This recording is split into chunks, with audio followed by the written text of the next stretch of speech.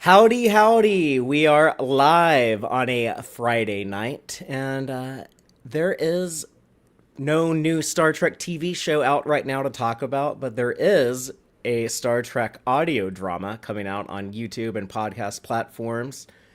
And spoiler alert, it's really good in my opinion. So I'm excited to talk about that with Taylor and Dave. Yeah, I'm a podcast guy. I have been since dawn of podcasts in the early 2000s. So, um, yeah, this will be an interesting dive, and I thought it kind of came out swinging. I was sort of impressed too. Cool. Well, Miss Taylor, shall we get the show started? Let's do it. I'm Fathery. This is Dave. And I'm Miss Taylor.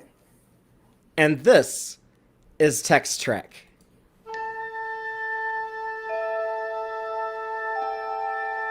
Engage.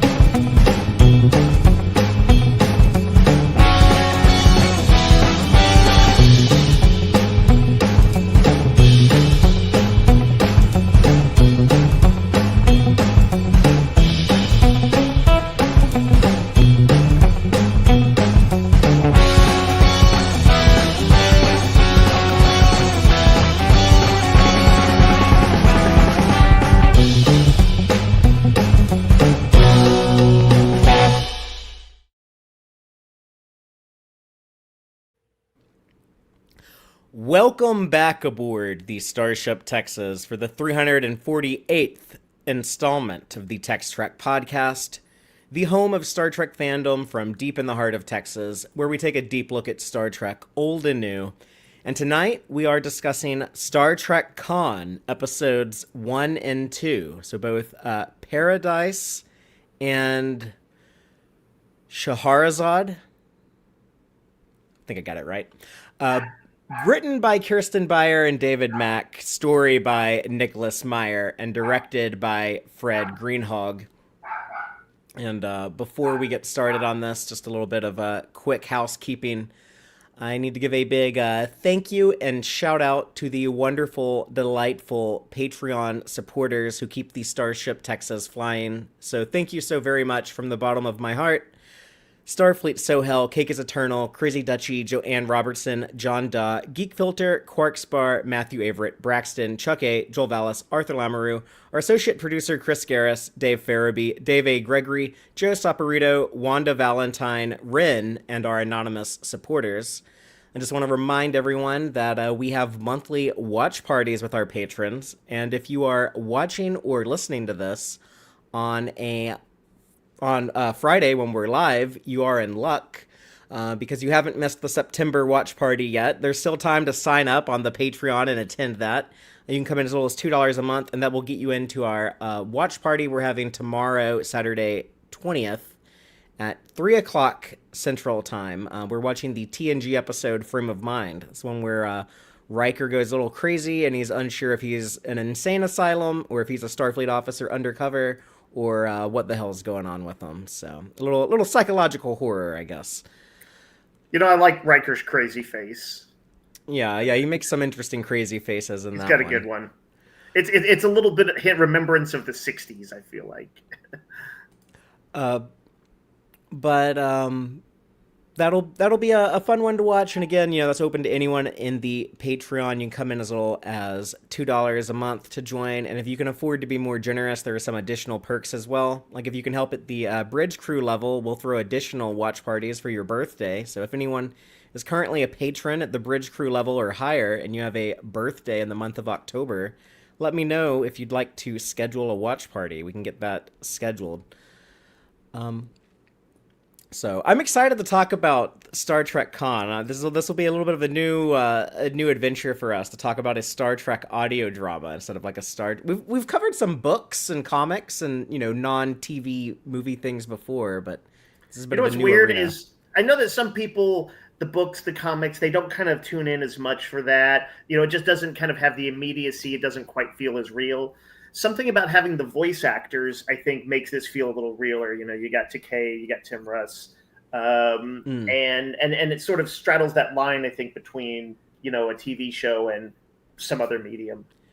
Yeah, and you know what would be interesting one day is if they just like animated this audio drama. They already have like all the dialogue from the actors recording, so even like a an ambitious fan or group of fans could perhaps attempt that. I don't want David Ellison to send lawyers at me for suggesting that, but I want it animated with like little chibi versions of the characters, just little adorable, cute versions. it's funny you say that because Taylor and I talked about drawing little stick figures just so we would have slides for the YouTube show, just to have something Right. visual on screen. Oh, yeah, that's true. We it's a rare case where, Father, you're not going to know what to do with your hands. Well, the podcast audience will be unaffected, but the YouTube audience, they'll just have to look at us. But I did think about trying to just get like some visuals to be like, here's people setting up tents, and it's just maybe if I had more time that would have worked. But I'll have some visuals for the Gorn eggs because the things that they reference in this podcast are all things that we've seen on screen in other Treks. So That's true. That's true. But yeah, for now, people can use the theater of their mind. And before we dive into this, I don't really have much Star Trek news other than just remind people there's going to be a Star Trek Universe panel at New York Comic Con on October 11th. That's a Saturday, so expect to get some Star Trek Strange New Worlds Season 4, I don't know, teaser or clip, something for Season 4, as well as probably a new trailer and maybe even a release date for Starfleet Academy. That's a big deal because Holly Hunter is going to be there. She was at San Diego, but also Paul Giamatti is going to be there at New York Comic Con. So representing Star Trek on the Star Trek Universe panel. And all his evilness. Yeah, apparently his character is going to be a part Tellarite, part Klingon. Interesting. I can get behind that. Yeah, I like that. But yeah, with nothing else to bring up, I just want to say thank you, Federation Ambassador Dave, for joining us tonight. We were hoping we would have you on one of the Season 3 Strange New Worlds episode deep dive discussions, but you know what? I think that Con is even a better use of your time because it's in my opinion, this is like the best written Star Trek we've gotten this year. I think from what I've seen, I actually have not finished watching Strange New World season. I know it's kind of a sin, but the move took a little bit out of me. I did want to get in on that, but there's some stuff in the second half of the season that I think you're really gonna like whenever you get around to it. Right, and you mentioned that, and I'm looking forward to it. But I will say that based on what I had seen, I think I agree with you that this is the best Trek I have experienced so far this year. Don't forget about the Section 31 movie that came out at the beginning of the year. Oh my God, I better start revising my opinion here. All right, let's do this thing. Well, I'm just going to recap the first. We'll go through both episodes, but we'll do one at a time. We'll try to move pretty quickly, but the first episode, Paradise, I'm going to quickly recap it by reading the official synopsis, and then I'll kind of expand on that with spoilers, and then we'll say what we think about it. But the synopsis reads, marooned by Captain James T. Kirk on Ceti Alpha V, Khan Noonien Singh and his followers begin building a new civilization, but the strange new world harbors a number of secrets. And yeah, we basically open with well, not even like on the planet. We get this kind of framing device with Sulu and Tuvok further in the future, but basically there is an effort to uncover the secrets of what happened to Khan and his augment followers during his exile time on Ceti Alpha V between Space Seed and the Wrath of Khan. And in the audio we hear, I guess what's implied to be some pieces are like actual recording. Some of it might just be something that was like narrated, and the ear of the listener gets to get like the more detailed version as the story unfolds. But Khan setting up camp on what is to be like a new Eden, the new world that will be the home of his empire. And basically, I guess like the first episode is more of just introducing some of the characters and establishing some of the tension and sparks and dynamics between Khan and Marla, between Khan and some of his followers. There's some death and betrayal and secrets revealed. It seems that Marla McGivers might rethink her decision to leave the Enterprise and Space Seed and stay with Khan here when she learns about some of the ulterior motives that Khan might have had for bringing her along. But Taylor, why don't you give us the first of our opening statements, and we'll each take a turn saying our broad thoughts on this episode before we get in the episode breakdown. Yeah, I had kind of low expectations for this just because I haven't really listened to an audio drama since like the Night Vale series.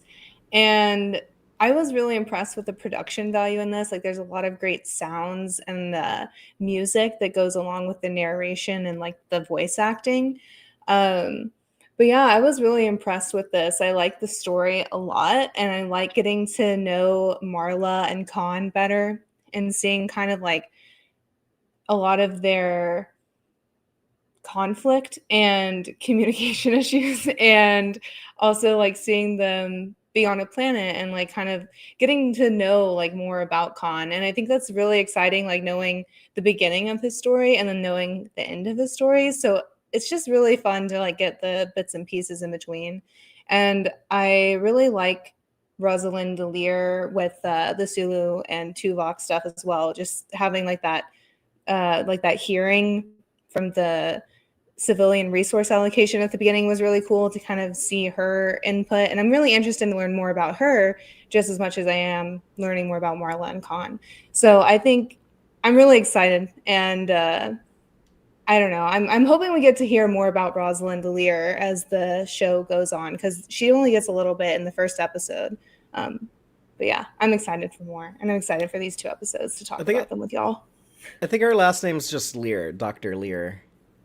Yeah. Oh, I thought you were saying Delir, like DeForest. No, her name is Rosalind Lear. Yeah. I think Taylor was saying it right. Oh. You heard it crazy. I may have been talking too fast. Anyways.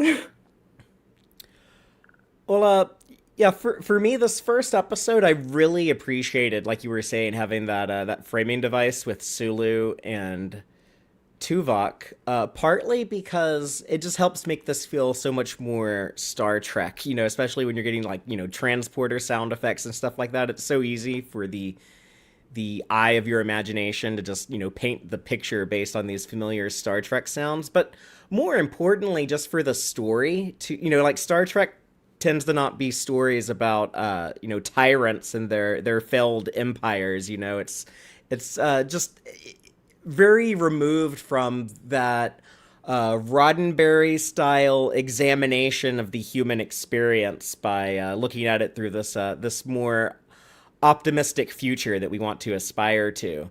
So tying it into the familiar Star Trek universe, I think really helps, at least for me, like, get invested in the story from the very beginning.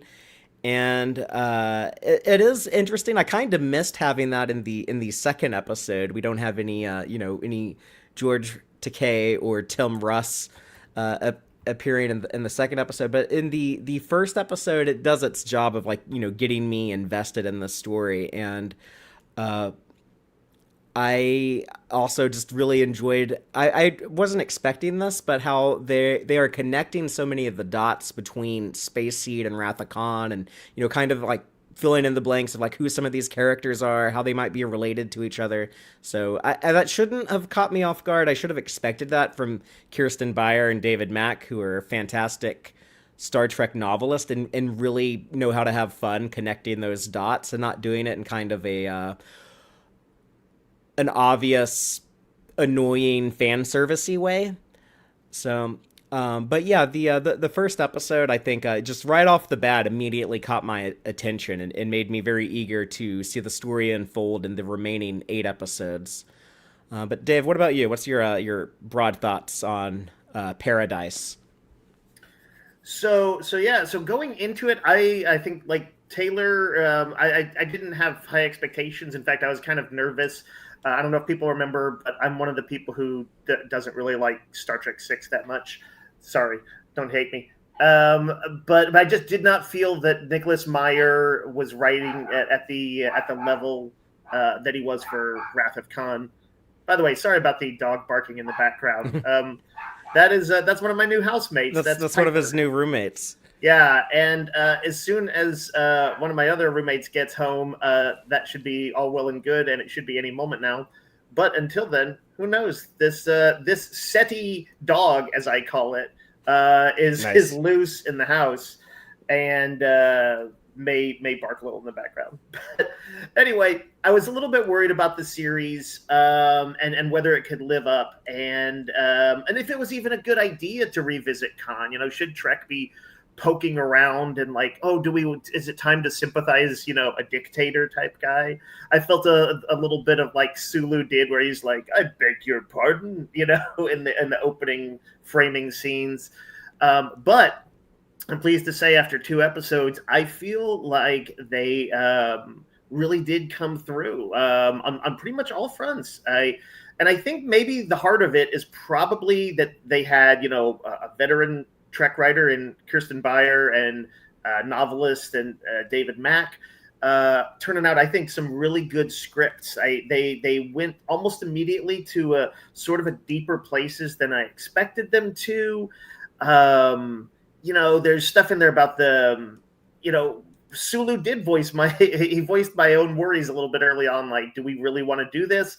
And then he kind of, when he's like, well, she's asking some okay questions, let's look into it. I was able to go along with it.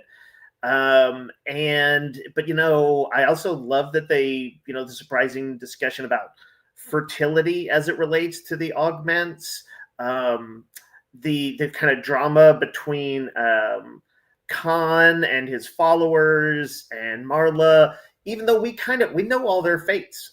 So that's a tough thing to pull off. And I think it's a testament to the writing that I became invested in it very quickly. I also like Naveen Andrews a lot. I was a Lost fan. I am a Lost fan. And I think he can pull off charismatic and menacing as Khan. And like I was saying earlier, I think Takei and Tim Russ, they kind of ground it. So you're like, oh, I kind of buy into this. It feels real to me. So yeah, we're early on. We're just a couple episodes in, but right now I would say I'm very on board this series. Well, let's go into the episode breakdown. We're going to go through the whole episode beat by beat before we move on to episode 2. But we begin, like we've been mentioning, with the Sulu and Tuvok sequence, the hearing at the Starfleet Civilian Resource Allocation Committee, which I don't think we've ever heard before, unless it was in some book or novel or something at one point. But yeah, we get this new character, an original character for this, Dr. Rosalind Lear, who is asking permission, and I guess for like a starship and resources, to visit Ceti Alpha V. She's this historian who has some audio logs she received from an anonymous source 6 years before this, which is interesting. We know that the time of this, for people who care about like the Star Trek timeline and getting like the exact years of things, I believe this would be in the year 2293. It's the same year in which Star Trek 6 takes place, and then shortly after that, Captain Kirk vanishes on the Enterprise B when he gets hit by the Nexus and all of that stuff. So, interesting. Okay.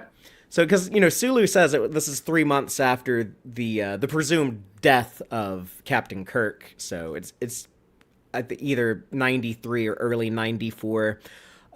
But yeah, this Dr. Lear character, we don't know much about her, so I'm wondering if her motivations will have some kind of interesting reveal later in the series.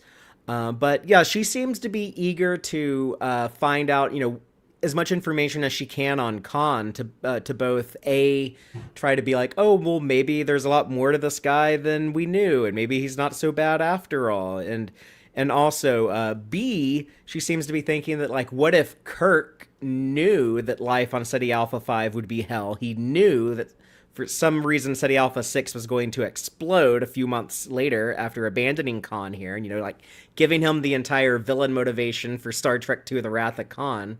So and Sulu, ironically, Sulu has a lot of love and respect for Captain Kirk.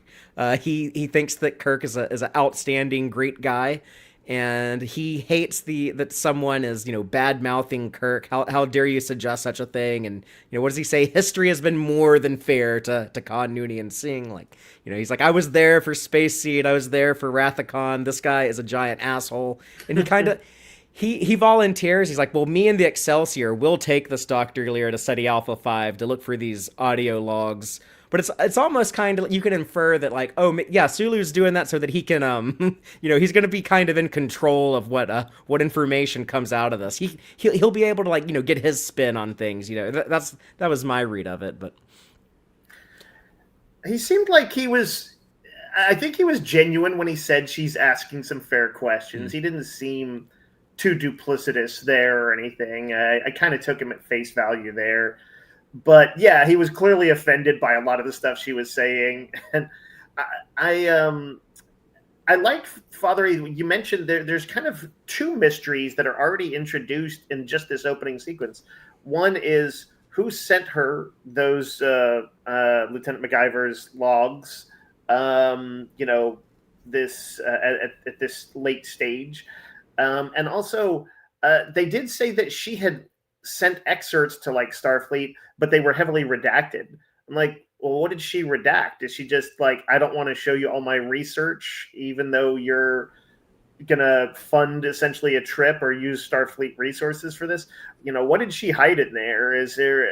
I don't know that she's meant to be particularly duplicitous or anything. I think she's in this to find out the truth and whatnot, maybe a little enthralled. She's a little bit like McGivers herself. It's kind of taken in by the mystique of Khan. But yeah, I wonder if there's any plot point to, I didn't even share with you all the stuff I found. I feel like there could be. Yeah, I think she's doing that like, well, I need more information before I make assumptions on what these people did. So maybe she's like, I have some of it and I need more of it to make sense of what this says. So maybe that's why it's redacted. But yeah, I think it is interesting, like when people are super hyper fixated on something, it's usually for a reason. And like, is this like maybe she has like a augment DNA, like maybe she's a descendant of one of them or something, and one of she these mini Khan descendants. Yeah, maybe she's kind of doing some genealogy research. I was wondering if she has a connection to Marla, if maybe like, I don't know, they studied history together, or like she was just like a fan of like this fellow historian, or like, I don't know, they're related or something like that. And she's actually trying to she's trying to clear her name. I have a crazy theory. This one's out there. There's still one of the augments is still alive on Ceti Alpha.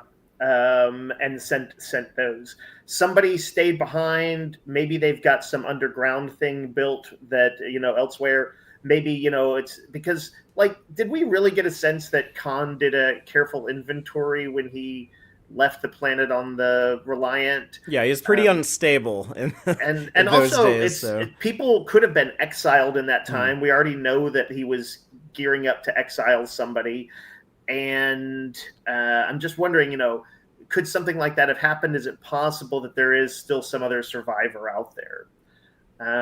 That's my wild theory, probably on the lower end of likelihoods, but I just want to throw it out there so I get credit, of course, but forget about it if I'm wrong. Fair enough. It's in the logs. I'll make one even crazier. And redact it if it doesn't happen.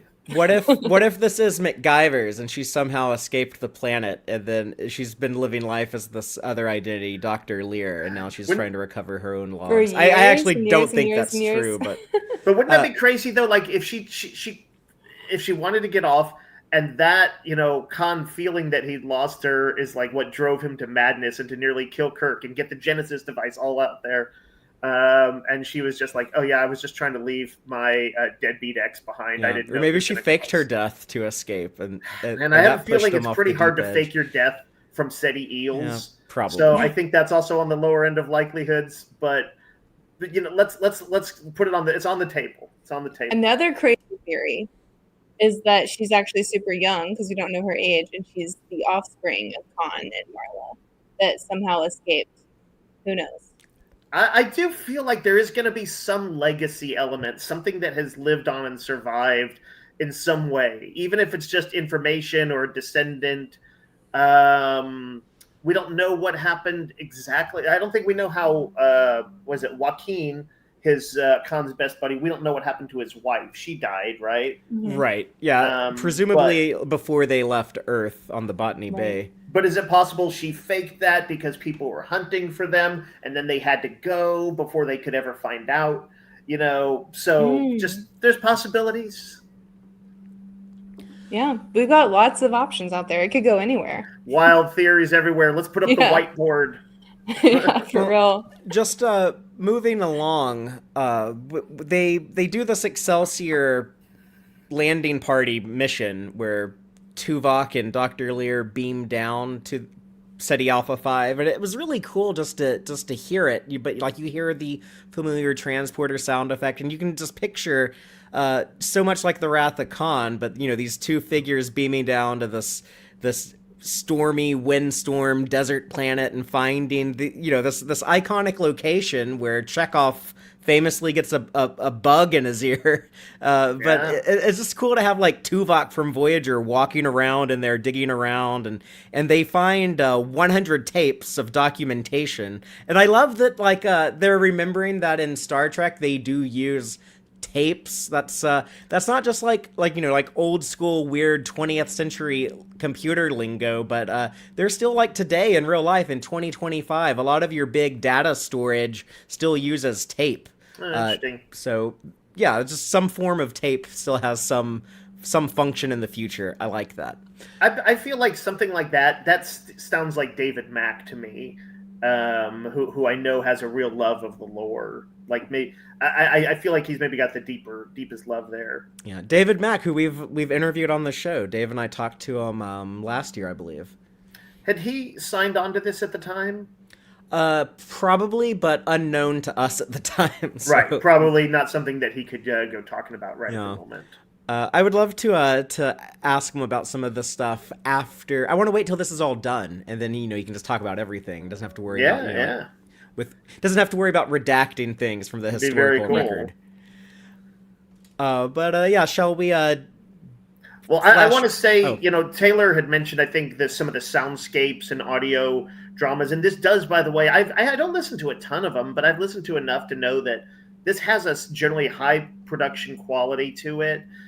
Good voice acting, good soundscapes. Nothing gets the dialogue is all really quite clear, even when there's overlapping voices. But Father, you mentioned that amazing, movie era transporter sound effect, which always sounds a little eerie to me. The stuff from that era, and partially it's because I associate it with the eerie opening of Wrath of Khan. Yeah, or getting a monster shoved down your ear. Yeah, and you were right. The sound of the sand hitting their environment suits really just kind of had me in that mindset right away. And I'm getting like Chekhov. I'm like, we've got to get out of here now. Damn. Yeah. It is very specific sounds. Like whenever they're passing things to each other and like pushing items across the floor and like, I don't know, there's sounds in the next episode that are really unique. And it is so easy to just close your eyes and imagine all of it for me. And I think like having such a rich world building that we already know about so much with Star Trek, it's so easy to just put yourself right into it, especially like you said, like Tuvok and Sulu, grounding you into the world. And I love that this show slowly releases them. Like in the opening scene, we have Sulu, and then the next we have Tuvok, and we hear him a little bit. But in the next episode, we don't really hear them at all. So it's really cool that they're slowly releasing you into this new story. Without those anchors anymore. They eased us into this weird Ceti Alpha V setting. Where I think that it's kind of hard for people to buy right into new characters. That it's worth it sometimes to have a framing device like that. For sure. That is me. I struggle with caring about new characters a lot. I'm like, I don't care if they live or die until it's 2 or 3 seasons in. So although conveniently we do like we at least have some knowledge of, anybody who's seen Space Seed and Wrath of Khan knows about Khan, the basics, knows about some of his crew, might remember McGivers and stuff like that. So but yeah, they're not the heroes of the shows. Another thing I wanted to bring up from the scene of Tuvok and Dr. Lear being on Ceti Alpha V getting these tapes is she mentions Marla as a lieutenant, and Tuvok corrects her and says she's no longer accorded that honor of the rank lieutenant or whatever. And Dr. Lear is like, yeah, it was super shady. But Dr. Lear is like right on him, and he's like, yeah, feel free to question her loyalty, but she was an extraordinary historian. So I think that also is going to come back, like when we find out like who Dr. Lear is. Yeah. I think like seeing this and listening to it again, like after knowing who she is, I feel like they're planting good seeds for like who she is. Especially I like, think as she's a connected to herself. McGivers. Yeah, it really feels that way. Like she's got this like really strong sense of like love for this historian, especially. So, and I don't know. It's really cool though. I liked her being toe to toe with Tuvok and not afraid to like speak up. Yeah, you kind of honestly, I would not have expected a sort of juicy scene like that in a Trek audio drama that that's kind of being nostalgic. You expect them to be kind of like, oh, it's an interesting historical dive. Do you expect it to be kind of interesting, but not that interesting? Yeah. Joel says they are planting space seeds. Amazing. But yeah, so they recovered 100 tapes, right? Right. Yeah, and then I guess we hear what Dr. Lear hears when she starts listening to some of these, and then it kind of flashes back.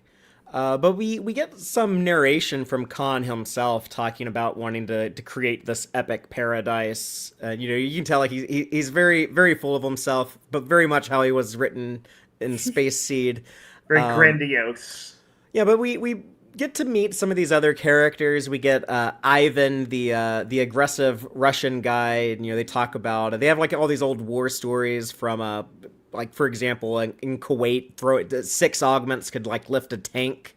It's all very like Middle East and Asia because that's supposed to be like the area that Khan ruled. Although I guess apparently like he went into battle in Montana to rescue the last batch of augment children.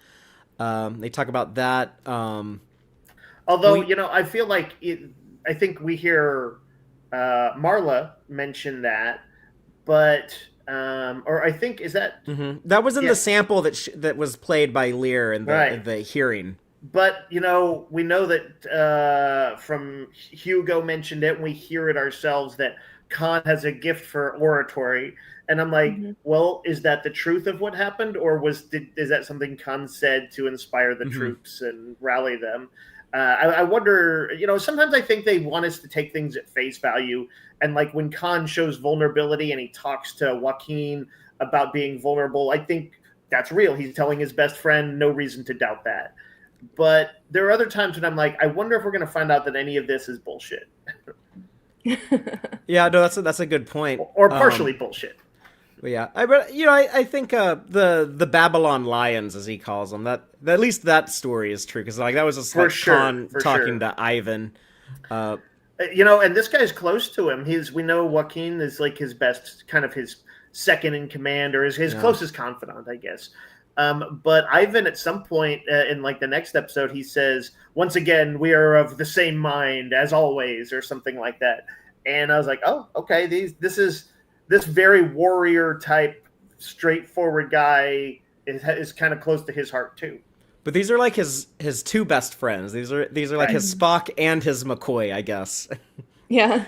Yeah, it does really humanize Khan a lot in this episode almost immediately when you see him interacting with Ivan and with Joaquin. Just because like they even like finish each other's sentences a lot. Like they're like, "Oh, this reminds me of," and then Ivan is like, "Kuwait." Like he's like so excited to like memory. That's a good catch. I didn't notice that. That's just some nice writing on their part. Well, and it's also kind of hard to catch, especially in the first episode when you're still trying to differentiate the voices without visuals.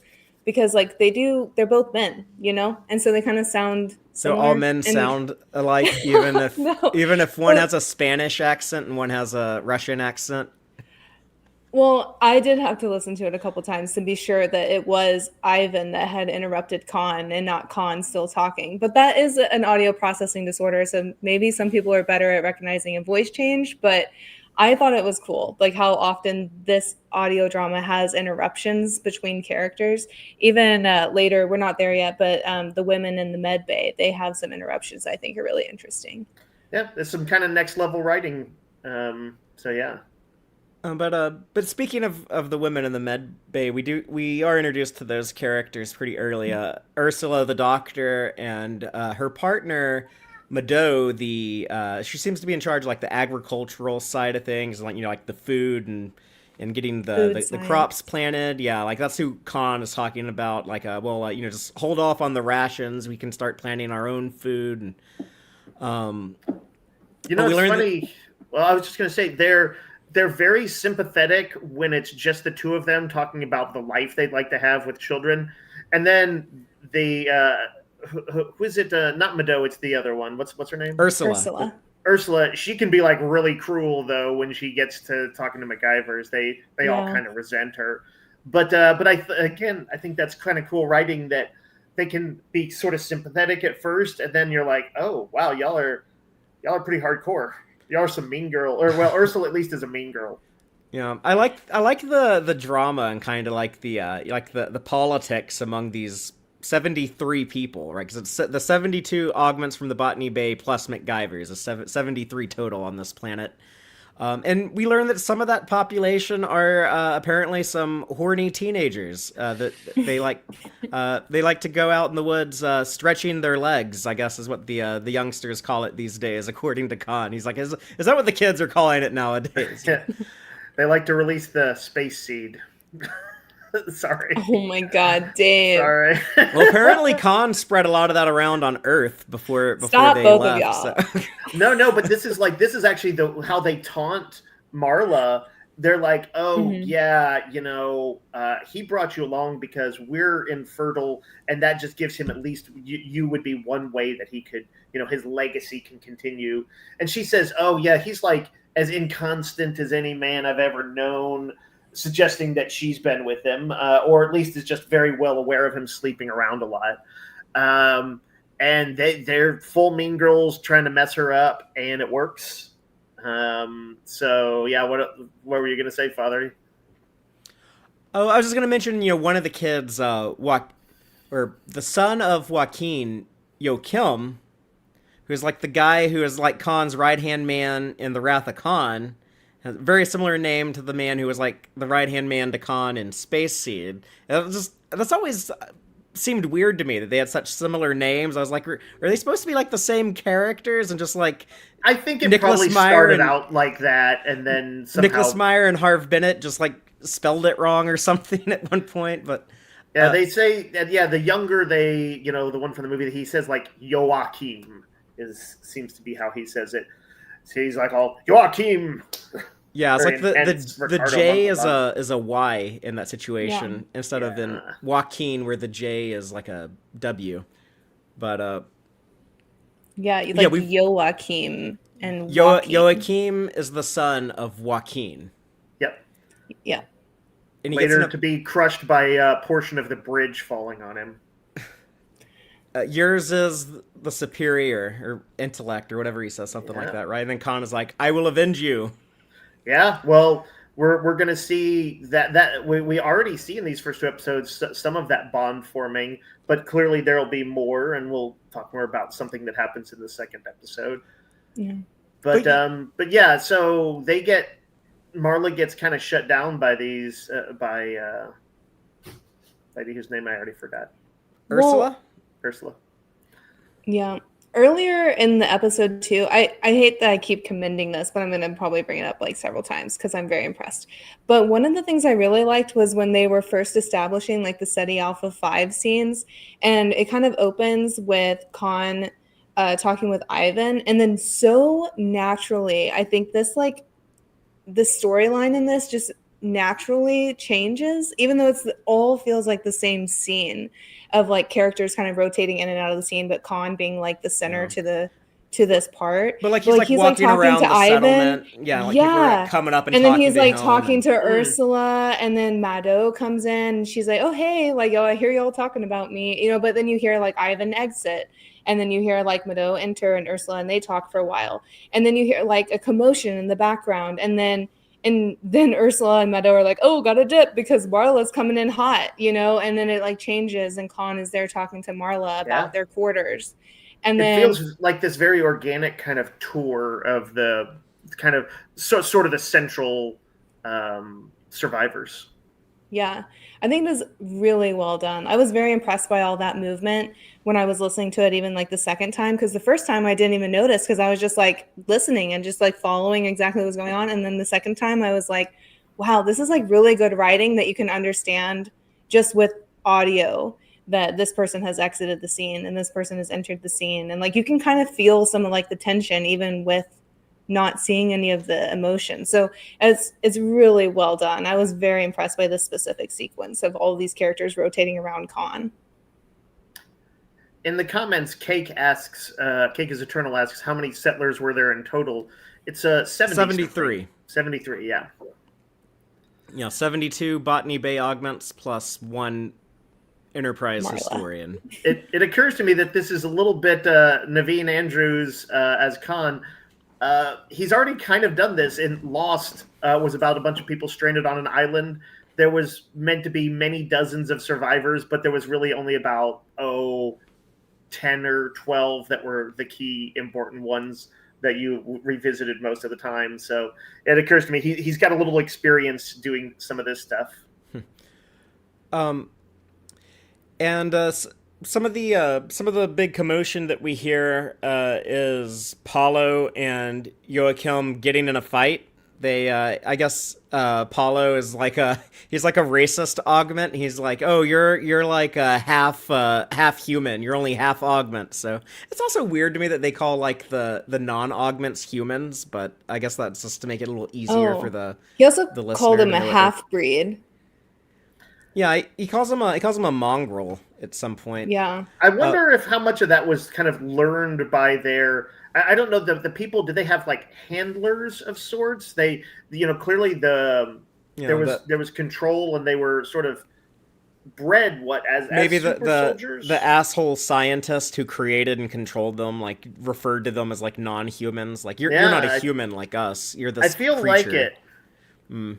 So they learned that and internalized that, I guess. Yeah, any culture can learn to look down on someone. That's a pretty standard human kind of tribalistic thing. But this is when Khan gives Joachim his sword and says like, "You are now my champion," and so like I pictured it as being like this like I don't know like a big scimitar looking sword or something. But yeah, it was I think one of the first excerpts we hear, or the one that she plays at the hearing. The Dr. Lear. Was it? She said she's like Khan's so good with the children or something like that, and throughout this he kind of is. He's still Khan. He's still kind of imperious, and he's like my way or the highway.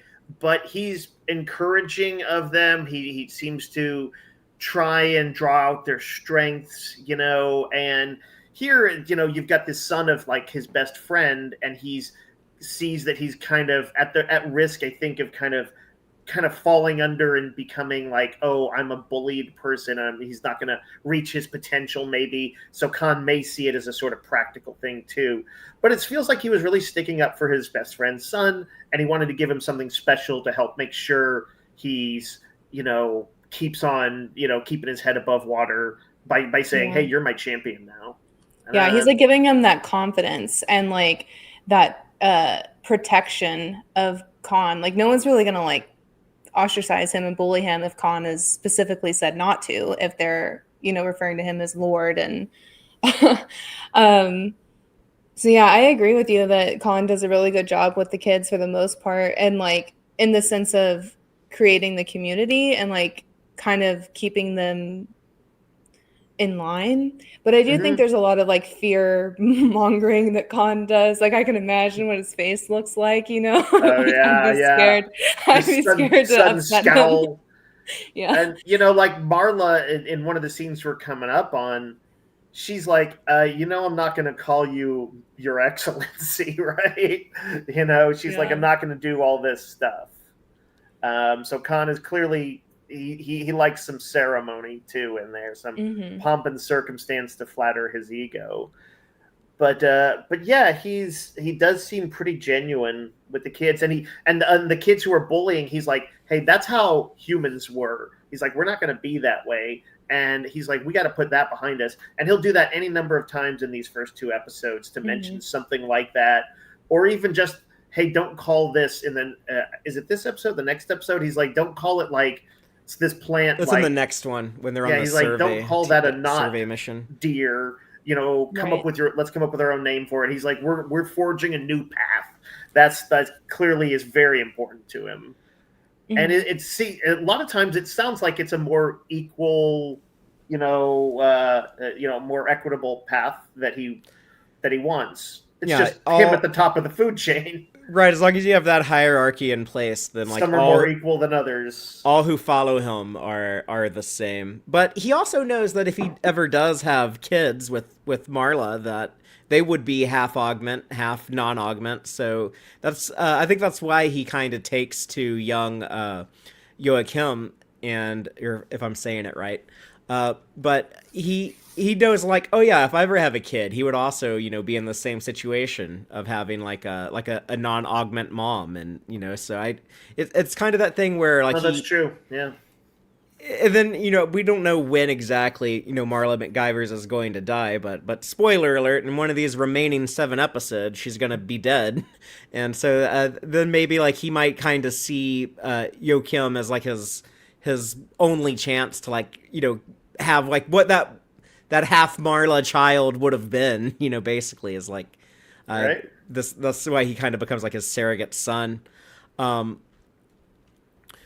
But not everyone is happy with Khan's leadership. We are also introduced to Hugo, the disgruntled follower, who he's given Khan a hard time about like this is no victory. This is no time for grand speeches. Like we're stranded on this savage planet. Like we're not getting very far in life following this guy, and then Khan kind of reins him back in, and even gives him like the job of like, you're gonna build me this great glorious Colosseum.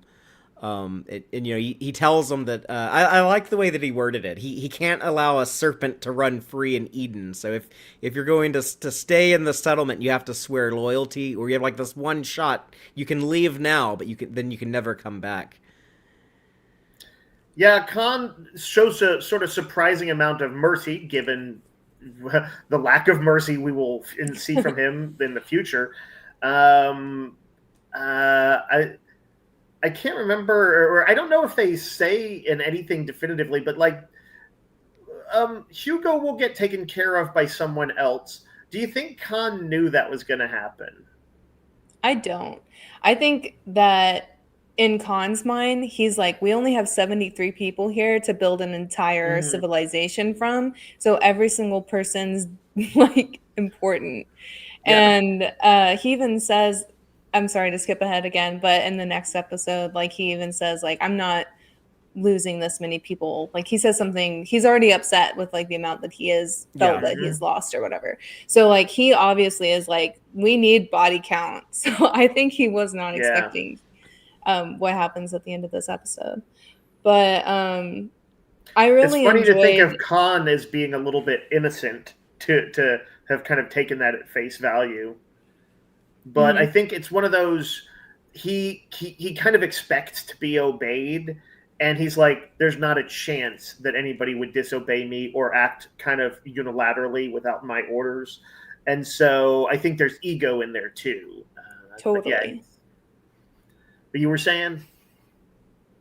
No, yeah, you covered it. So, but yeah, I agree. Like I think Khan is just so rich in this episode. Like just because I was kind of expecting to hate him more.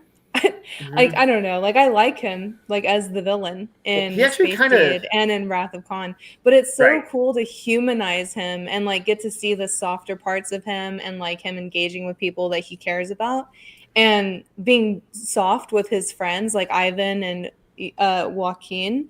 Like I think those are all so important to hear and like I don't know, really just bring Khan down from like this crazy level of villainy that we know him and like all of his revenge and hate and spite with the humans. But to see him in like his natural habitat, well, I guess not natural because it is Ceti Alpha 5, but his natural group of people that he feels comfortable with, like these augments that he's known and grown with and Hmm. their friends. It's such a different side of Khan, I think, that we've seen. So I really enjoy all of his interactions so much. He even jokes around a little bit. He Yeah. laughs Yeah, but sometimes. I didn't really notice any of that until like the second episode. But that was yeah, that's one of my big thoughts on episode 2 was how it humanized Khan. Yeah. Well, I feel like in this one, even like with him talking to Hugo and with him talking to Ursula and Mado in the beginning when they ask his permission to start the fertility treatments again, and he's very gentle with them about it. Even though it is obviously going to benefit him, it does sound like, oh, he's excited for them to try again because he's like, we know that you're excited to do this. You know what I mean? So, I don't know. I think, the way he's gentle with the kids in the first episode, like the breakup of the fight and like reminding people they're all the same and or like the same group that they all have the same goal. I think is really cool to see in episode 1. Like he's like really having to get these 73 people under control and like on the same page. And it's cool to see him do that. Let's talk about the med bay scene when Marla goes into the med bay, and this is when we actually get the reveal that oh yeah, all of the augment women had their eggs removed when they were young, and that their augment reproduction was controlled by the scientists who created them and were in charge of them. And there's some interesting commentary there about how like that didn't happen to the augment boys, and they were just allowed to spread their space seed all over the place. But that is kind of something unfortunately very relevant today. But women not being in full control of their bodies and just unfortunately kind of a sad thing to see reflected in fiction. But also the reveal to Marla McGivers is like, yeah, you're a very valuable asset to us because you're the only woman here that we know for sure still has all of her eggs intact and can Mm-hmm. reproduce. Right. But she hears this when she's already feeling on the outs. Nobody's quite warmed up to her yet. She hasn't proven herself. It probably feels like she's only kind of protected because she's Khan's woman and stuff like that. And then already being in that state of mind, she's like, they're like, "Oh yeah, you're just a brood mare or whatever." Yeah, yeah. She uses the term broodmare when Khan confronts her about it, but which I thought was like that was like a really cool, riveting scene when, Khan is like, oh, the kids came back from fishing and we have all this food. Where's Marla? And then he catches her in her cargo container that she wants to live in. She says like, I don't want to live in your tent. I don't want to be known as Khan's woman. I want to be like our historian documenting all this stuff. And she's in there on the communicator trying to call the Enterprise like come back and get me. Any starship Yeah. within range, come get I, me. I love that Yeah. showed this kind of side of her where it's like, in the episode she's shown to have some depth, but you do get the impression like she's essentially been seduced by his charisma and kind of gone all but fully over to him by the end. And here you see that no, there were some misgivings and they intensified, and she was, at a certain point was like, "Get me out." I Uh, thought that was really good, really but they great scene. also they both admit that they were a little dishonest with each other. Like Marla says that like I also just kind of considered this an amazing historian opportunity of a lifetime just to be stranded on this planet with you and able to record all of your tells of what happened, get to get like your side of the story, and also just record whatever you're doing here. Like she wasn't it wasn't just like his electric magnetism that convinced her to stay on Ceti Alpha V instead of facing court martial. It was also some of her own historical self-interest, I guess. Right, and this will be a big thing in the next episode when they have a kind of a heart-to-heart at one point, and we'll talk about it then. But yeah, I think they did a good job of making sure she's not as was probably a little bit more the idea in the 60s, an intelligent person who, but maybe she did secretly need a man, to kind of complete her. And when it happened, she ran to him. And, I think there's some depth to the original episode, don't get me wrong. But it certainly would have been an era when that would have been, kind of like, it would have been just like, she just needs a man. Yeah, there's totally depth to that episode, but there's also... They're adding a lot to it through this. I mean, there's a lot of it that just has aged very poorly over the decades. Sure. So, which is good. It means that we've actually advanced in how we, characterize fictional women and stuff. But it was a cool opportunity for the writers here to expand her character, not unlike how Strange New Worlds does with Christine Chapel. Yeah, a little bit of retconning of so a little bit of some modern thinking in there, I think, and it's due, it works. It was pointed out, Joanne, in the comments, that when she confronts Khan with, you wanted me here as your backup plan for as a broodmare, he doesn't deny it. He's kind of, he never says that's crazy. He's like, he kind of moves the conversation elsewhere, but he definitely doesn't deny it. And but he was like 100% thinking that. Yeah. But I do appreciate, seem like the kind of guy who would be, at least generally speaking, who would ever kind of go back and say, oh yeah, maybe I was a little bit wrong. No, he would not. But he does say that he does sound very confident that Ursula will figure it out. But I thought it was kind of funny. Like, I don't know if this is appropriate, but I'm going to bring it up. She calls herself the Plan B, just in case that Ursula doesn't. But what's funny is, like, in real life, Plan B is like backup in case, like, you have. So I thought it was kind of funny. In case to fertility use that is the problem. Yeah, in case fertility. Yeah. So I thought it was an interesting wordplay, like, to swap it kind of. There's no way that didn't at least at some point come up, even if it wasn't intended originally. Yeah. And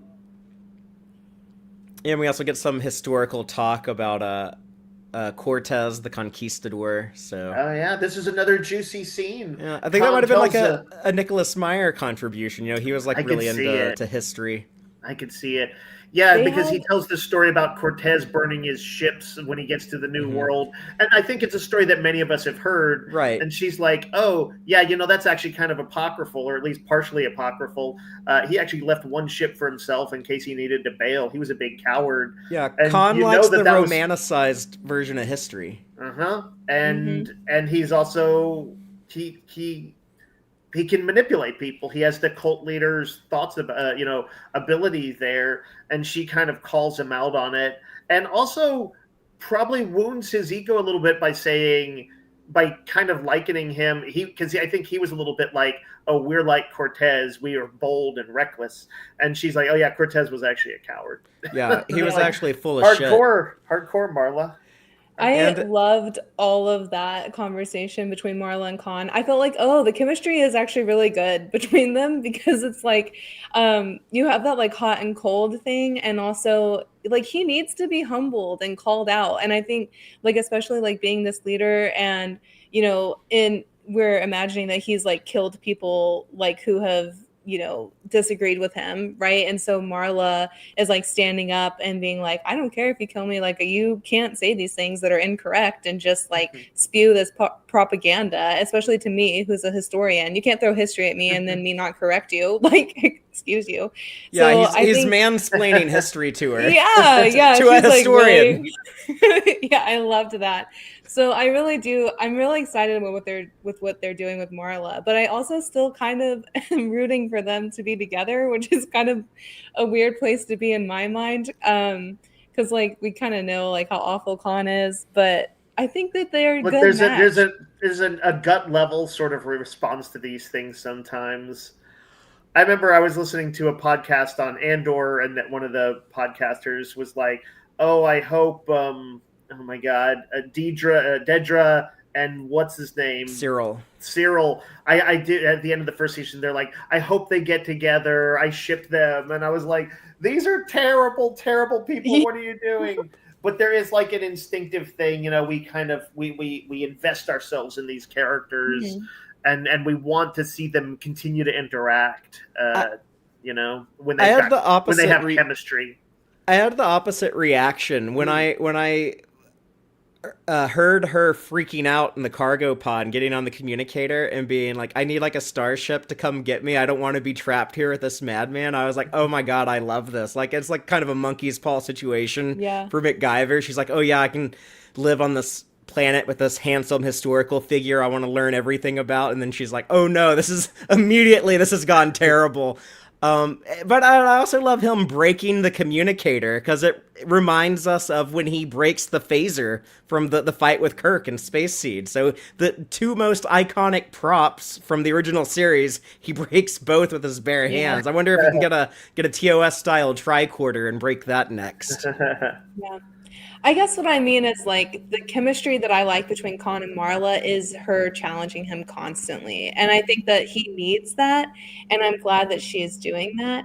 And like I just she felt so flat to me in Space Seed. And so like to see her being more outspoken and correcting him and I don't know, there's just like it just feels more real and more fleshed out and like I don't know. I just feel like she, this sounds like so romanticized, but like she would make Khan better, right? And I do think there's some things about Khan that are, like this like confidence and boldness and adventurous and like very exploratory, like things that Marla really appreciates in him. So Yeah. I feel like there's she thinks so all the many 23rd things She thinks all the 23rd century guys are a bunch of like, Betas. soft ass soy boys, and she wants like a real like true man, like this classic man. Yeah, Rachel in the live audience just said that they have the vibes of a dark romance right now, and that's exactly it. So, yeah, very good call out there. And Joel says she's into the dictator daddies. Oh my God. Love the turn of phrase. Yeah, no, it's interesting. And I don't know how much time in the series we'll still continue to see them together. But yeah, they're walking on a precipice that they almost had to for the series to be interesting, which is you have to be able to become invested in Khan. But at the same time, I don't think anybody is going into this hoping like, gee, I really want I really want them to make this tyrant completely sympathetic. Mm-hmm. I'm like, I don't think anybody really wants that. But acknowledging that people are multi-layered, nuanced, that they contain multitudes sometimes. He does fulfill a little bit of like what we might want a dictator to be. That benevolent dictator that he's said to have been in his time that he was ruling. So yeah, I don't know. It's interesting. I think it's kind of a knife's edge for the writers to walk, and so far they're pulling it off. Mm-hmm. Yeah, and we get kind of like the drama of like she asks like have you ever like truly like been in love with someone? Are you even capable of that? And like that conversation they circle back to in the next episode, and we get like that cool scene of Khan talking to his best friend about it with Joaquin, but yeah, he says he's like I didn't know how to answer her in that one. There's all these scenes where people say things that kind of cut to the bone. It's again pretty impressive for just what's been 2 episodes. Mm-hmm. The first episode ends with we hear Ivan jamming out to the boombox before he commits murder and kills Hugo. I always knew that rock and roll would be a problem. I like that they can use 20th or 21st century stuff. The eugenics war is moved around, so I'm not sure if this is like Khan when like the eugenics war was in the 1990s, or if this is Khan after the pesky Romulan time travel shown in Strange New World season 2 moved the eugenics war up to the 21st century. But regardless, they someone was carrying a boom box on the Botany Bay, so I like that. Yeah. Yeah, I liked this interaction between Ivan and Hugo, and Ivan basically saying like Khan wasn't the only one that you needed to convince. And Oh man, that was so that's good. such a good line. Like the drama was there, and like the rustling and like the struggle that you could hear was so good. I really wasn't expecting him to do that. I kind of was worried about Hugo a little bit. I was like, oh man, this guy, he's not going to last long. But the thing earlier with Khan, and he kind of was like, oh, don't worry about it. Like, we're figuring it out. Like, we don't need the snake, whatever.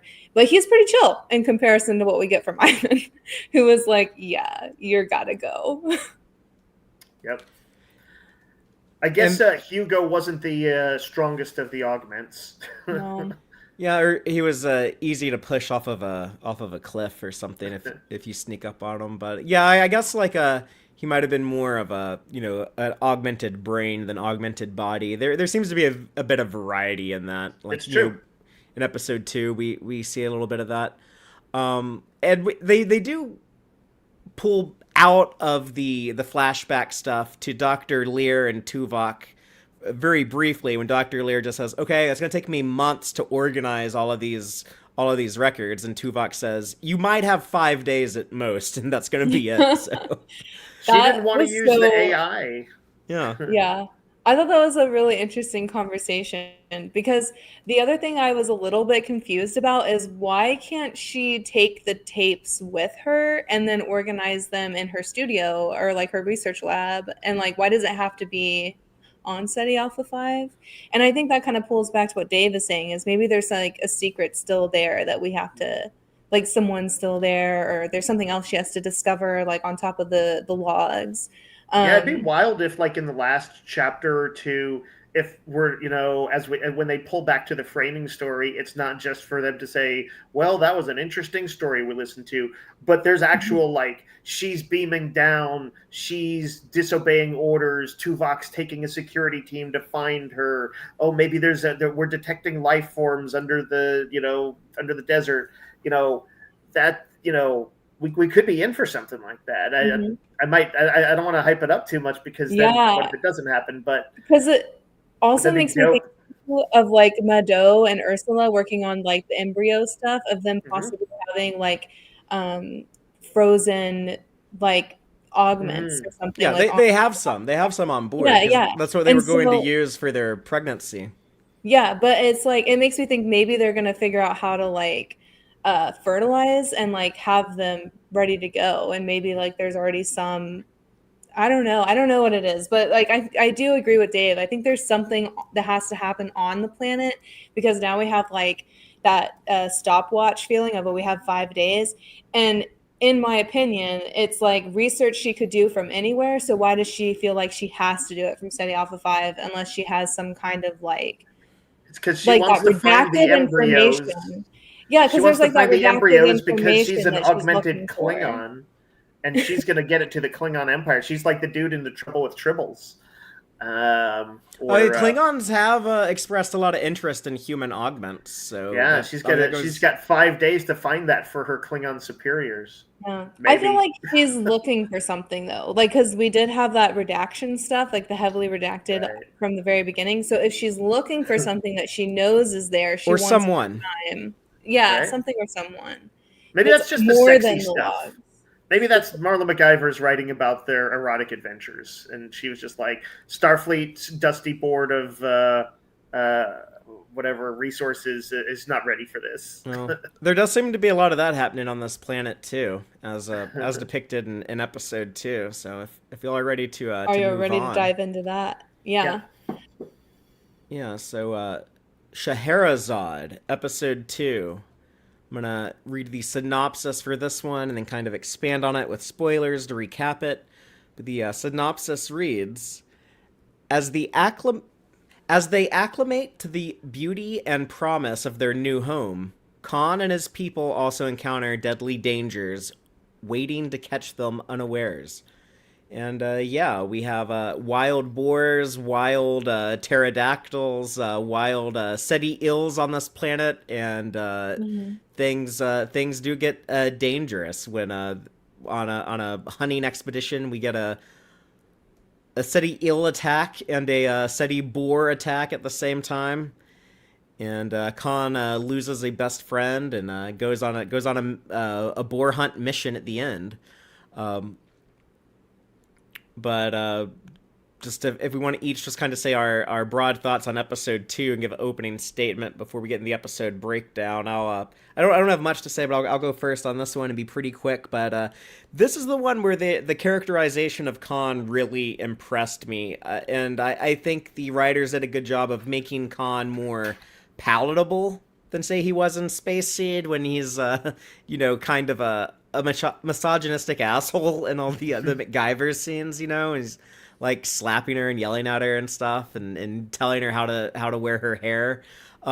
They made him a much more palatable character here, but they don't sanitize him. They don't really they don't really romanticize him too much. He's still, at the end of the day, he's still kind of a twisted bastard. So but it was cool just to see him, hang out around like the campfire and make fart jokes or whatever, and have like that bro moment with his best friend where he's like, man, like, my girlfriend and I had this conversation, and I it's been an awkward 3 weeks ever since then, and you get like that human side of him, but yeah, he's still ultimately the dictator that we know him to be. But Dave, what do you think of episode 2? Yeah, I don't have a lot to say about the sort of like overview stuff, other than to say it showed to me that, first of all, that the first episode wasn't just like kind of a lucky first shot, that this was gonna be something potentially special. It deepens, I think, Khan and McGivers, and by having them show their vulnerabilities to each other, you do see that there's definitely, whatever else is going on, and whether it's kind of toxic in some ways, maybe, or maybe, you shouldn't be cozying up to dictator types at all. But there is something about them that kind of completes each other and allows Khan to be vulnerable in a way he usually can't. And it's also kind of a cool action-packed episode. There's, like you said, Ceti boars and Ceti eels and all that stuff, along with some of the same sort of smart dialogue that we've been expecting, like them talking about the parallel growth of the plants and the flora and fauna, basically, that it parallels Earth, which I don't know if that's kind of just they just wanted to sort of nod to that. They didn't mention like the preserver. Is it the preservers? Yeah, that sometimes is the in canon reason for why that is. But it did make me think of it since they brought it up. I don't know that I have like a lot more to say, other than I thought it was another strong episode. I'm kind of chomping at the bit after how it ends to just see where we're headed in the next one. Yeah, gotta wait till Monday. Yeah. It's not too far. This episode like flew by for me. I mean, I know it was a little shorter than the first one, but even with that, I feel like I like blinked and it was over. Like it was just super fast paced and like, again, flowed so well scene to scene. And I was like invested in every conversation and wanted to know more. And I did have a little bit of a hard time picking up some of the names originally and remembering who's who. Just it's a little harder for me, like without a visual, to anchor to a name. But we did get like a couple new kid characters. We have like Erica, Richter, Sylvana, and it's cool. What I really enjoyed about this was everyone being so excited and exploring Ceti Alpha V and like working together. And I don't know, I really enjoy all of those things. Like whenever we see people like doing their passion jobs. Like Richter is really enjoying like his drawings and stuff, and like Erica is super stoked about these new plants, and you know, she kind of like can just ramble off about it. You know, like everyone has like their own unique interest, and like shows like how important it is for even like the youngsters who can contribute to the community. And Khan being there to like witness their skills. And again, I think that's like one of his things is like he's really good at building their confidence, I guess, or like building their like supportive of them maybe. And I think that's really good to see. And I like again mirrors what Marla says and the recording from the first episode of him being very good and genuine with the kids. So it's cool to see it and hear it and not just hear it, you know, like it's good to see the examples and not just say like, oh, McGivers just says that he was that way, but it's good to see that he was that way. But yeah, there's a lot of drama in this episode, which I think really made it go fast for me. And I thought it was a really good one to follow episode 1. You know, the original Space Seed, you know, focuses on his sort of the mystery of him and then his kind of treachery with Kirk. And then, of course, we know how hardcore Khan is in Wrath of Khan. We only see the briefest glimpse of the planet that they're brought down to. And then the next thing we know in Wrath of Khan, it's like, you know, it feels almost as if everything turned to shit almost immediately. So, yeah, you're right. It's kind of cool to see that there was a time when it looked like things were going right. Yeah. When they could actually enjoy their lives and bond with each other and stuff like that. As very cruel of the writers to do that. But, you know, cruel in that good drama way. But, like, at the end of Space Seed, Khan is excited to, you know, to go tame a new world. And then on the Wrath of Khan, he's extremely unimpressed with the experience that Kirk delivered him. So yeah. 0 out of 0 would not recommend. Yeah. Do you think that if things had gone well, you know, would he next time he met Kirk, would he be like, you freed me to become who I needed to be, or something like that? He would have been just a completely different person about it. Maybe. I think Khan would have been whatever would have worked best for his agenda at that point in time. I think he would like Kirk more or less depending on how it would work out for him. I also think he probably never quite forgave him for having bested him. You know? Yeah, he's a sore loser. He is used to be in But he consistently loses. He lost the eugenics war, he lost Space Seed, and he loses the Wrath of Khan. Well, easy Hugo. Before Ivan walks up behind you. But I'm about to get thrown by a Russian. But I think, like, basically prior to losing the eugenics war, he had like a long string of successes, and then he had one big loss. You know. Mm-hmm. And, you know, the plan to kill Kirk was a good one. It's, you know, like, they put him in that machine. The decompression chamber. The decompression chamber. I was like, am I remembering that right, or am I just completely inventing something here? But yes, I think, you know, Khan, like, well, this shows his successes too. You know, this is giving us a reminder of why people do follow him. You know. He gets stuff done. They had like this feast of fish and boar, and you know he's got them focused and doing jobs and building stuff, and they've got a med bay up and running on like day 1. You know, all of that stuff. So it's in case you felt like Khan was a little bit always losing, he actually is doing pretty decent most of the time here. I did think about it when he mentioned something about Hugo, I think maybe to Ivan or Joaquin. He says like, oh, you know, he can't see tomorrow, envision tomorrow or the future the way I can. And I was thinking about how Spock said, you know, Khan shows a pattern of 2-dimensional thinking. I wonder if that'll show up in any way in this, where he's like, yes, he's a guy who's a planner, but there's maybe a shallowness maybe to his plans. You know, he doesn't see the nuances in them or something. That'd be interesting if it came up. Yeah, that would be. I hadn't thought of that factoring into the plot of this audio drama. Yeah, just because he made a point to call out, I think Hugo for not having a better sense of vision. And I Yeah, was not like, having the clarity of vision that he has. yeah. But Spock shut that down in Wrath of Khan, so we'll see.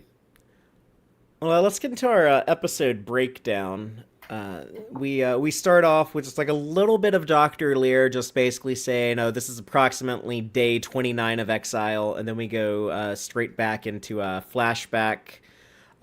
We hear Marla say that her and Khan have been awkwardly avoiding each other for 3 weeks until Hugo's body was found, and they had a memorial service. But most people seem to think that Hugo just fell off, and so Khan included. So looks like Ivan got away with that.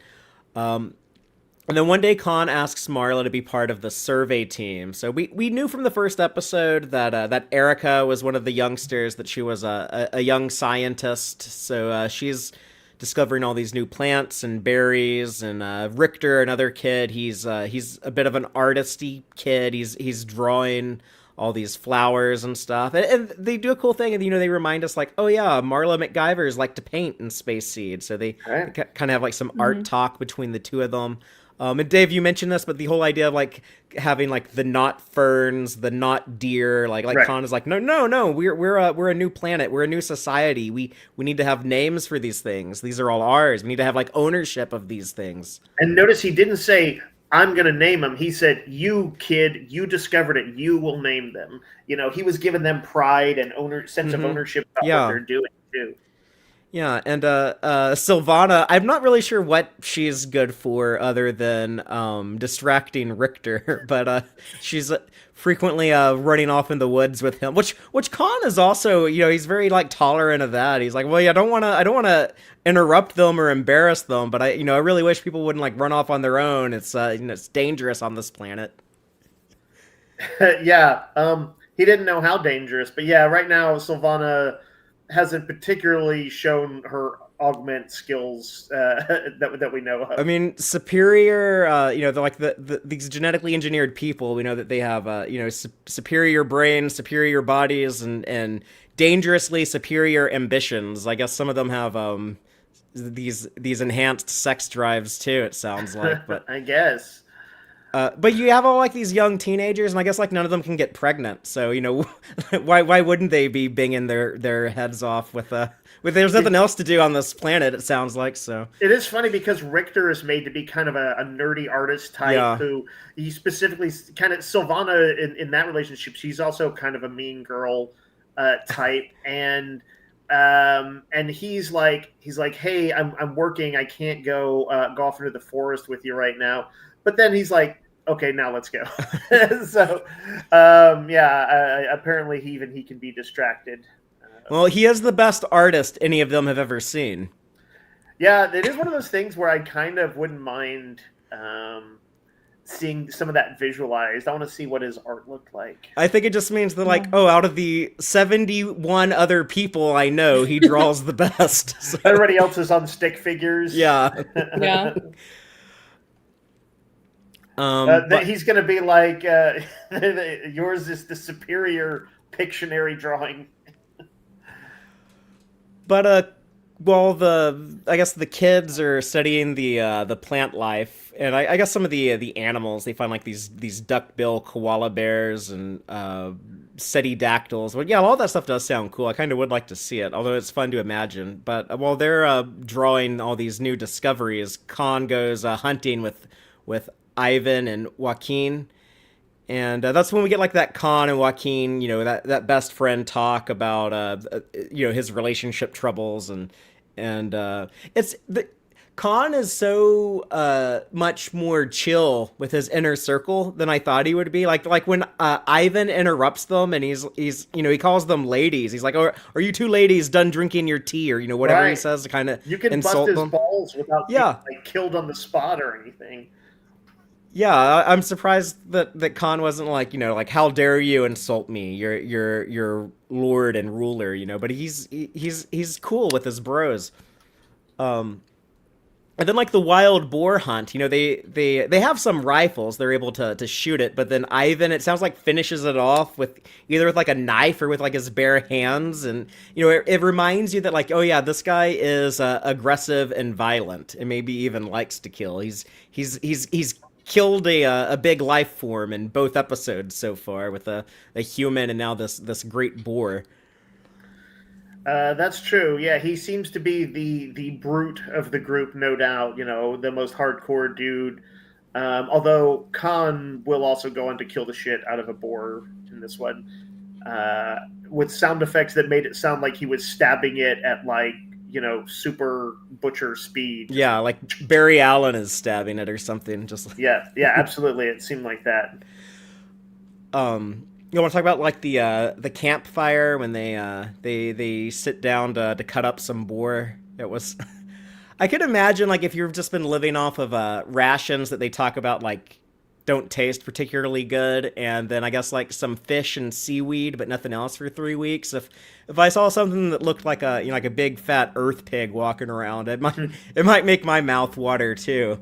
I think they said all these ones have like tusks, though.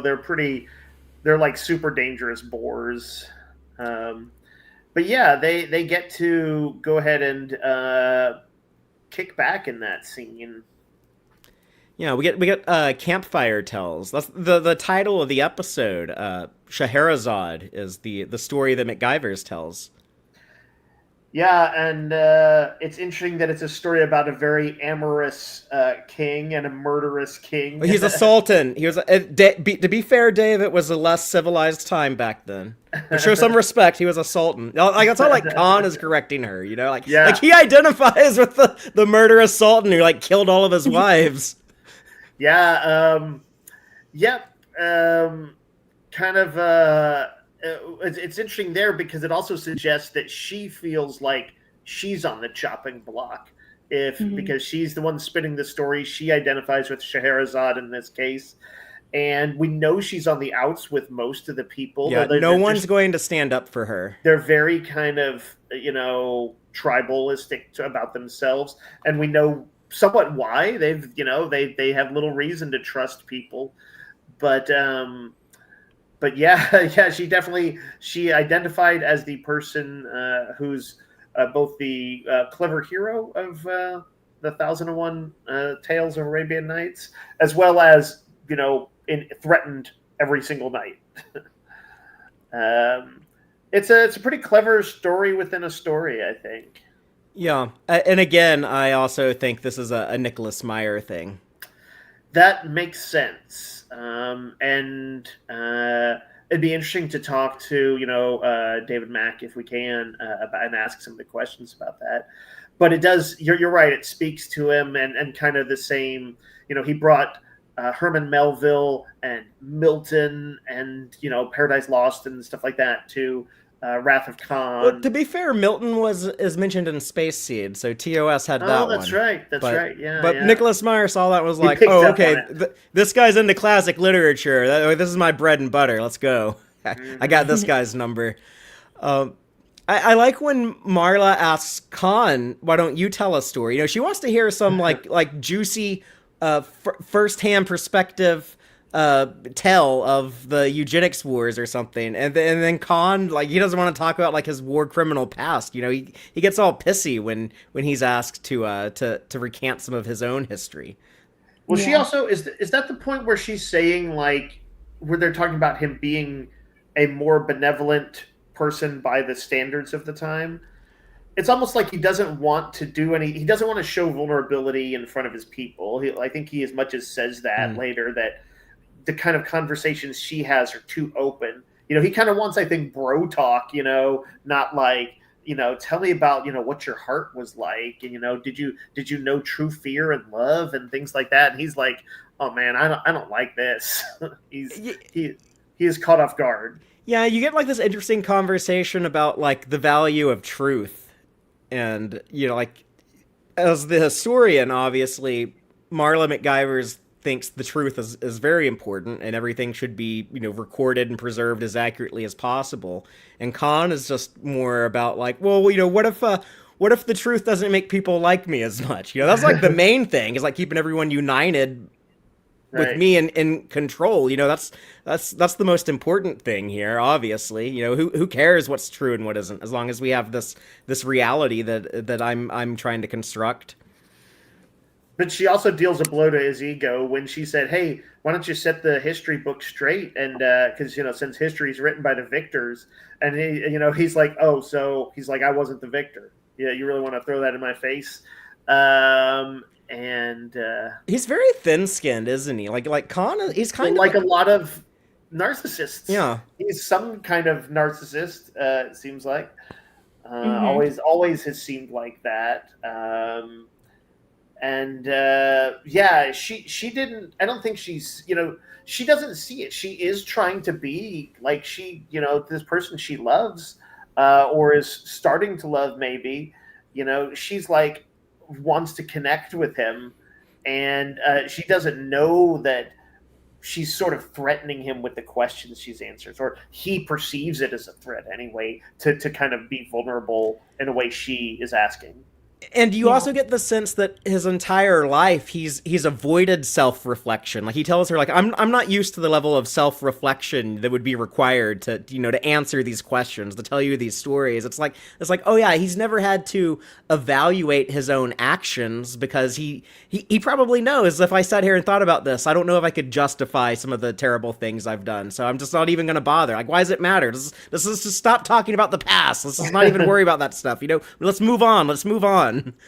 Yeah, but I think that's like when Joaquin is saying, like, earlier in this episode, like, oh, y'all are a good match, like, and like she's challenging him and forcing him to do those reflections. Like, that's almost like she's not just a historian, like she's gonna end up being a therapist. And like Mm. I kind of hate that a little bit, that like women end up being a therapist for their partner a lot of times. But it is an interesting thing to watch unfold here, especially like knowing how poorly he treated women in Space Seed, and like a lot of his narcissistic, manipulative behavior there, like especially when, he like asks her, what does he say? He says something like, "Ask me to stay," whenever he's like kicking her out or in whatever in Space Seed, yeah. in When Space Seed. Yeah. Well, he was mad when she came by, and he was like, "Oh, you can't like stay here and talk to me. Like how many minutes do you grease me with?" And then he's like, "No, no, no. Now you must ask me permission to stay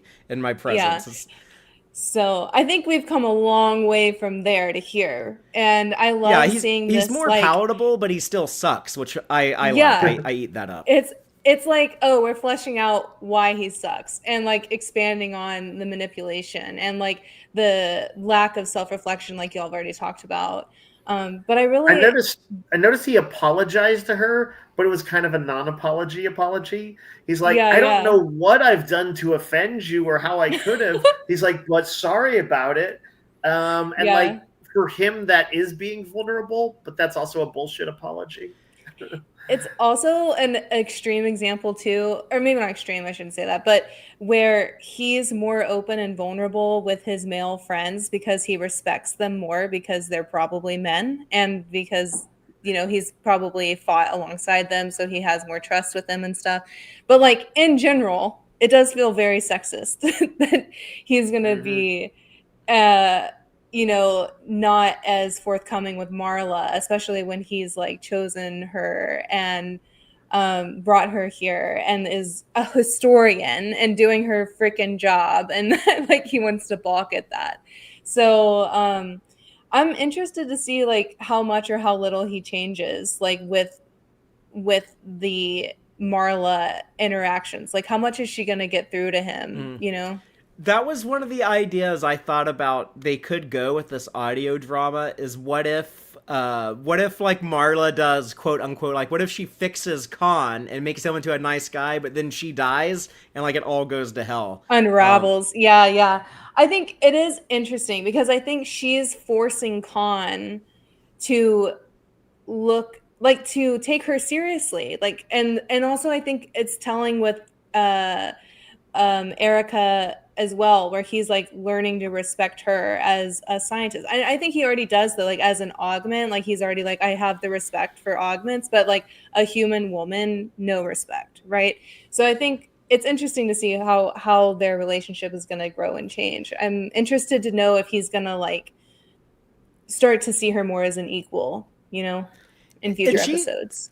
She really opens up to him and is very, vulnerable and honest with him in this scene, because we learn about like her life on the Enterprise, and that like she really wasn't involved on the I think this was also David Mack and Kirsten Beyer trying to explain like why McGivers is not in any of season 1 except for this one episode. But she says like, yeah, I just like hung out in my room and painted, and I would leave to eat and exercise, but that was about it. And I was just like this introvert on the Enterprise, and I felt like I was a prisoner, on that ship, and it wasn't really like the life I was about. Yeah. And it makes her feel like she has more agency and didn't just get pulled into Khan's web when she says, I chose freedom, but not for you. I was choosing freedom for me. And I thought that was a nice bit of scripting right in there.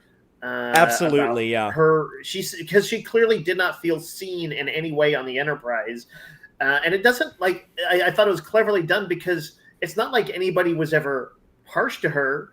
And, maybe they should have done a little bit more to include her, kind of almost the same way, like stuff with, what's his name? Barclay and TNG. Barclay, exactly.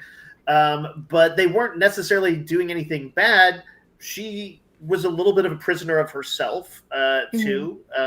And she freed herself by doing this. So, yeah, great scripting. Well, yeah, agree.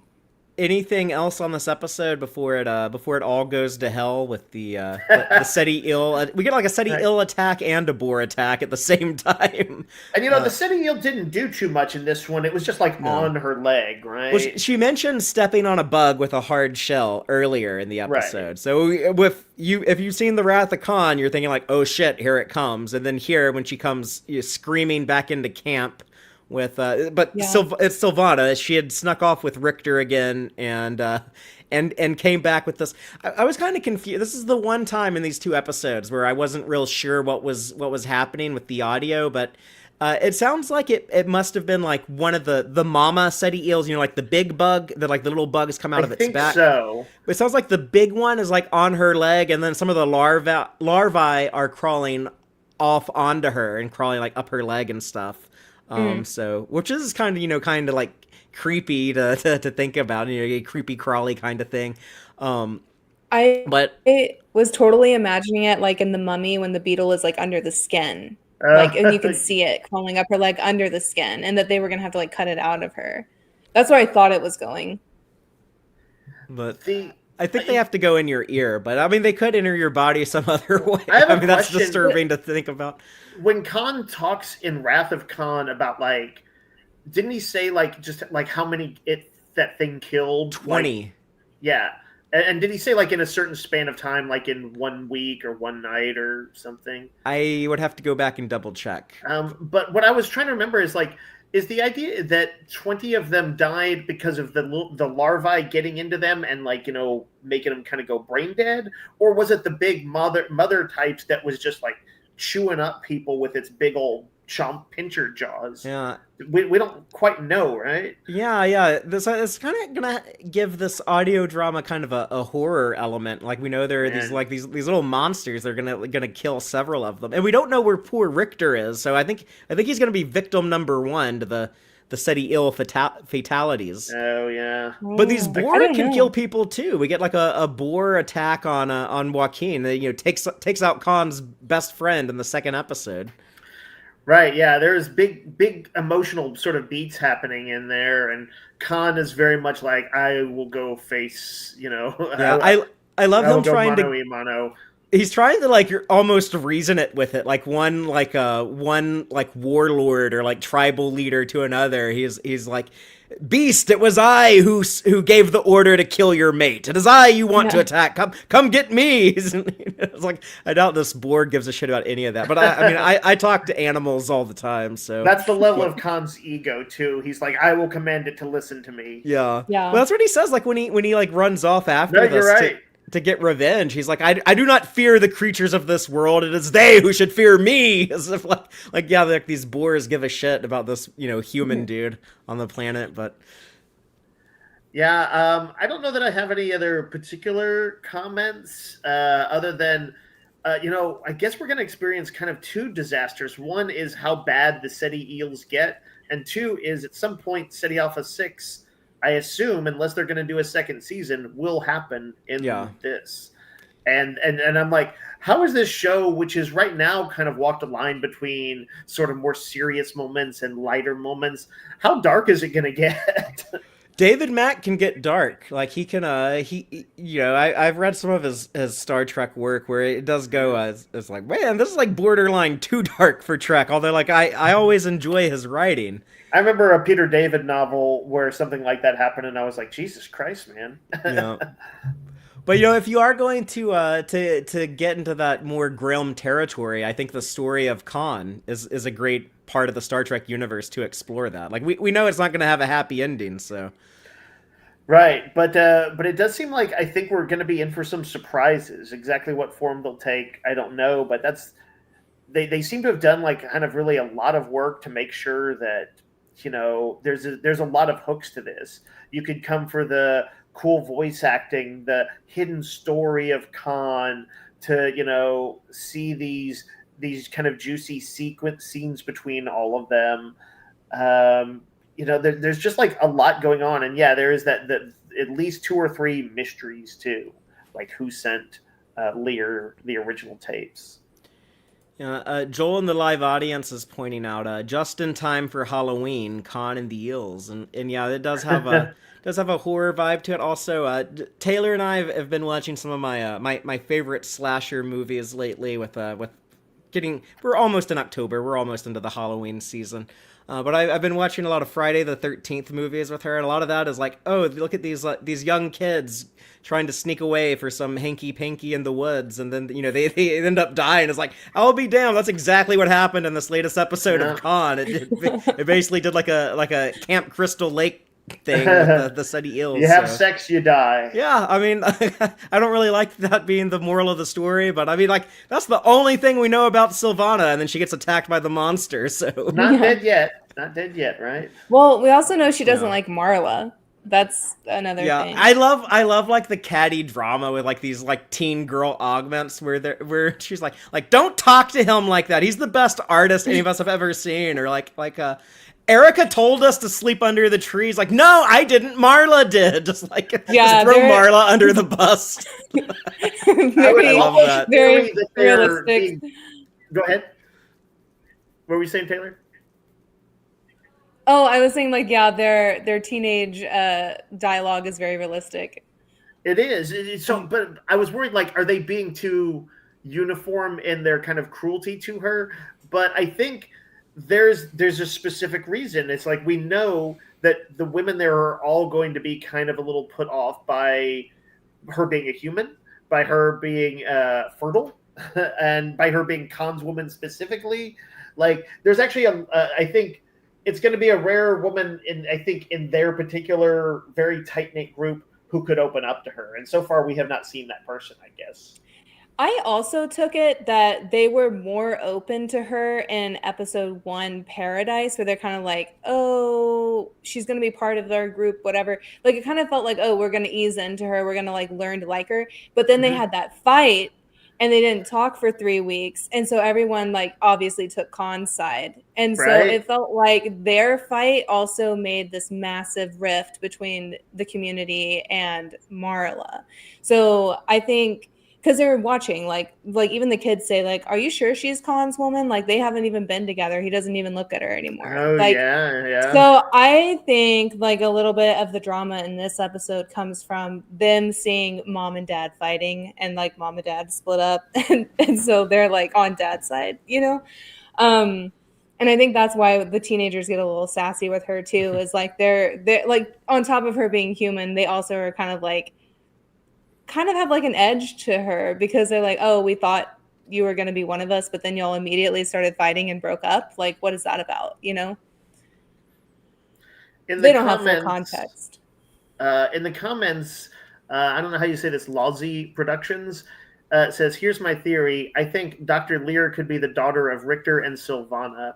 They were stretching their legs in the wilderness just before the Ceti eels were discovered. Yeah, but Sylvana doesn't have any eggs, so I don't think that's gonna. I don't think that's gonna be the reveal. Well, Do that's we true know right that for now, sure? but I guess it wouldn't come from that.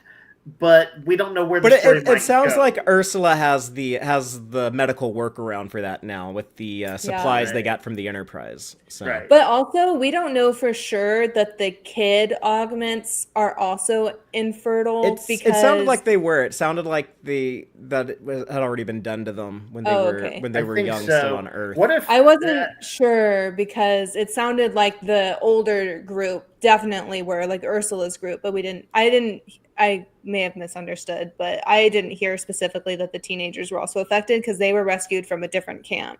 Right.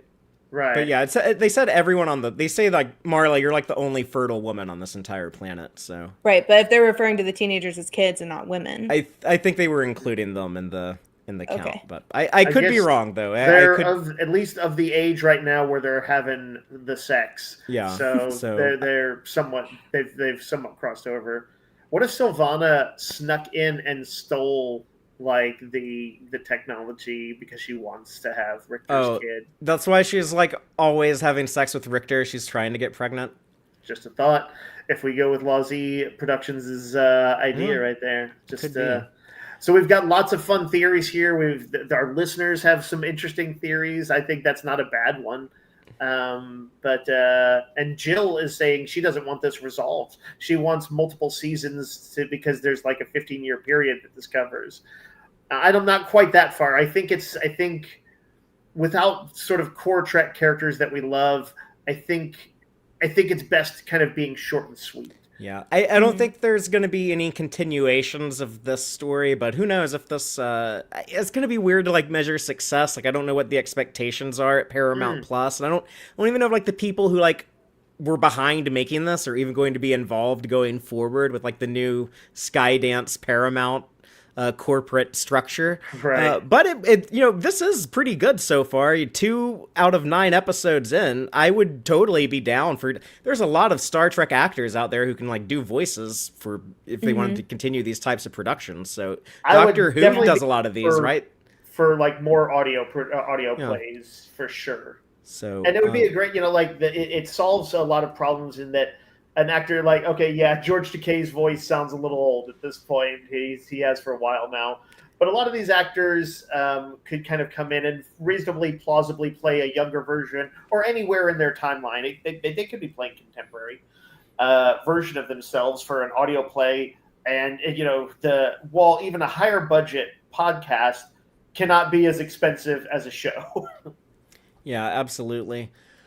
I guess like the other remaining question, I guess, is the canonicity of these, which no one has really given like a firm answer, and I think it's very likely that Paramount just never says one way or the other. But Memory Alpha is counting this as canon. They've already updated Khan's Memory Alpha page with some of this information. So I noticed that when I was trying to look up the names of some of the augments and stuff. Yeah.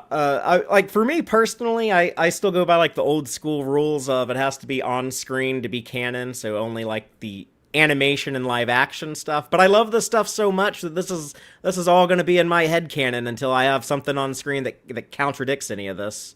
Well, I do think that Naveen Andrews would make an amazing on-screen Khan if they ever are looking to go that way. Yeah. I just from what I've seen him in Sense8, I'm obsessed. I think he could just crush that role.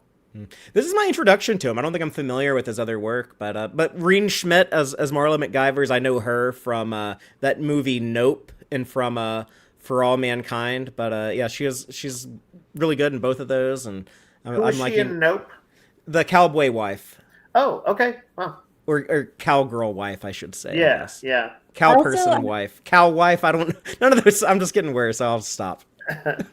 I also have a question for you guys, but it doesn't have to be answered. Y'all can sit and think about it until next week. But are there any actors or people that you're imagining when you're seeing these new characters we don't have a face for already like Richter, Erica, Mado, Ursula, like these people? Are there anyone that like jumps into your mind when you're like seeing them or hearing them? I think I'm No. gonna get back to you on this, but like my mind, I don't naturally tend to autocast the way some people do. But I'd have to think about it. There might be one or two where I've got a little bit of an image, so I'm gonna bring it back around next time. Yeah. Cool. I'm interested to hear. I do that often, but I'm not doing that now. But maybe I will as we continue to hear these voices and get to know these people. Anything else on Shaharazad? I have to pause and remember how to say it every time I say it. I have one last brag on the production effects. I love how this episode, the second episode, opened with Dr. Lear, and it is in a recording, and then it fades so naturally into McGiver's actual voice. Like, it's so subtle going from recording into the flashback. It's so smooth. And I have so many sound production credits for this. It's so well made, I think. I'm really enjoying that. No, that's a really good point. There's a lot of subtlety in there. The only thing I'll add is just a little line that I think sums up one of the ways that Khan kind of differentiates himself from Kirk. When he's empathizing with McGivers and her sense of loneliness when she was on the Enterprise, he kind of criticizing Kirk. He says, "How can a man lead those he does not know?" And like, yes, you can see he is a hands-on guy. He's like, I know all my people. I'm also like first out there, fighting alongside them too. There's a reason why he kind of, I think, inspires such loyalty, is because he has that personal connection. He went on that mission to rescue his kids in Montana when they got a lot of these youngsters, I guess, the ones that like don't have like a parent here. So his officers advised against that, but he led the mission anyway. Or at least that's the story that we got. Yeah, and it may well be that that's one of those that's meant to be just taken at face value. But I kind of like that they've introduced by Hugo just pointing out, he's like, you always had a gift for oratory. I'm like, I feel like I'm going to be a little bit suspicious of his manipulations in just about anything he says, which is kind of cool. Yeah, that's fun. Yeah, no, I dig it too. Such a good line for show and tell in the same line. Yeah, that's true.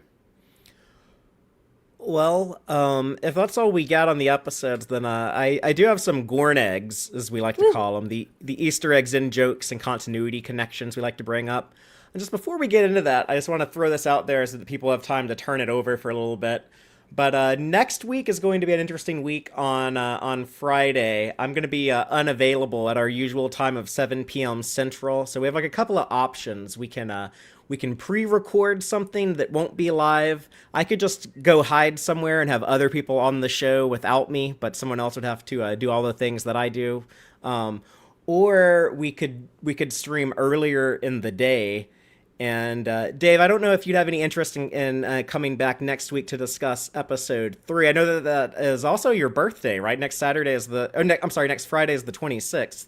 That seems possible. I don't know if you have birthday plans, but I assume that you'll be doing something. I'm not a big birthday planner sort of person, but I suspect I will end up roped into something.